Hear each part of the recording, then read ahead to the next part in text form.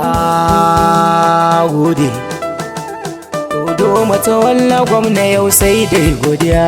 Al'umma 'yan ƙasa ta yau na maka godiya. Mutanen Najeriya suna yi maka godiya. An yi maka jinjina akan halayen kwarai, domin fannin tsaro komai kyau sarai. Kai ne nan kai abin da ba a taɓa yi ba.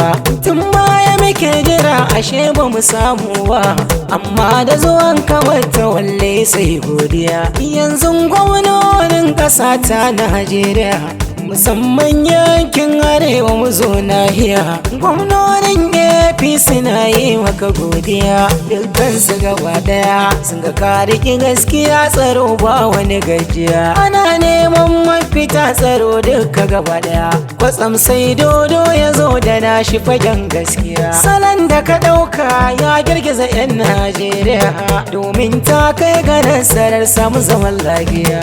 Al'ummar Zamfarawa yau na maka godiya. Dodo matawalla mun sani ka zama garkuwa. Irin ka muke nema tun a baya matawalle. Idan za ka yi so goma ka yi mana ba damuwa. Bismillahi ubangijin da shi ke rayawa, mai kyauta yadda dai ya so ba a nawa. Karo zira aminci kai ninninkawa, kun manzo nan amina tilasim yabawa.